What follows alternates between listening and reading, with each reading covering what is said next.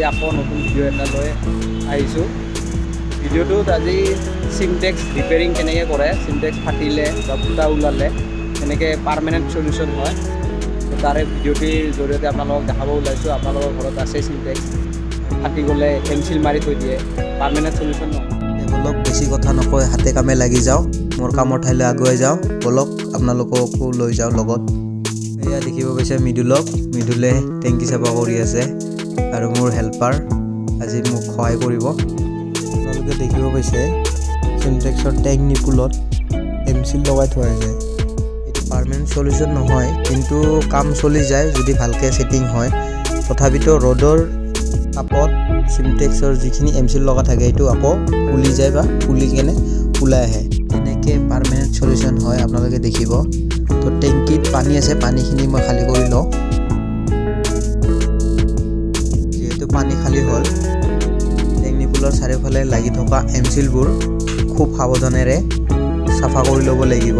চাফা কৰাৰ পিছতহে গম পাম কোনফালেদি লিকেজ আছে আৰু কেনেকৈ ফাটিছে।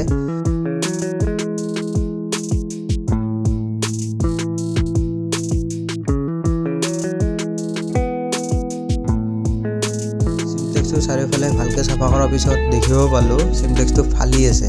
মোৰ হাতত অপশ্যন দুটা আছে, তাৰে ফাৰ্ষ্ট অপশ্যনটো মই কৰিব চেষ্টা কৰোঁ। যিহেতু পানীটো ৰৈ যদি ফাৰ্ষ্ট অপশ্যনটোতে মোৰ হৈ যাব কামটো, ফাৰ্ষ্ট অপশ্যনটোত আগবাঢ়োঁ। আপোনালোকে দেখিব পাইছে এইটো মোৰ হিটাৰ মেচিন হয়।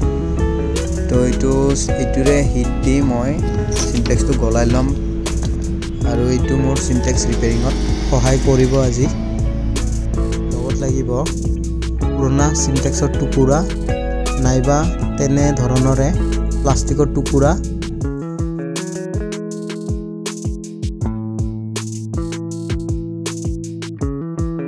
হিটাৰ মেচিনক কামত লগাই দিছোঁ। ভালকৈ চাফা হোৱা নাছিল, এমচিলবোৰ লাগি আছে। অলপ হিটাৰ মেচিনে হিট দি এমচিলবোৰ অলপ গুচাব চেষ্টা কৰোঁ।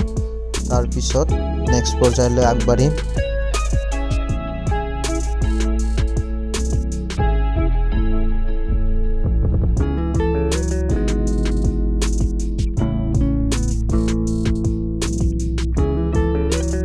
চফা কৰাৰ পিছত চিমটেক্সৰ দৰে টুকুৰাটো গলাই লগতে ফাটা টুকুৰাখিনিও অলপ হিট দি ল'ম। তাৰপিছত বডিত লেপি দিম, চাৰিওফালে ঘি দিব লাগিব।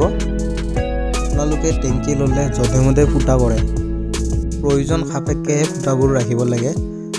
আৰু বহুতে আউটলেট এটা ৰাখে টেংকি চাফা কৰিবৰ কাৰণে।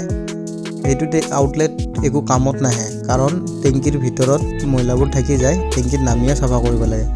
তো যধে মধে ফুটা নকৰাটোৱে ভাল। এইটো টেংকিৰো যধে মধে ফুটা ৰাখি থৈ দিছে, একো কামত নাহে। বাহিৰফালে প্ৰায় হৈয়ে গৈছে, এতিয়া ভিতৰ ফালেও ঠিক তেনেদৰে গলাই গলাই লিপি দিব লাগিব।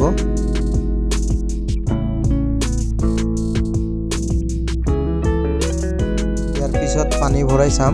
পানী ভৰাই চোৱাৰ পিছতহে গম পোৱা যাব লিকেজ মৰে নে নাই। নমৰিলেও মোৰ অপশ্যন হাতত দুটা আছে, এটাহে ইউজ কৰিছোঁ।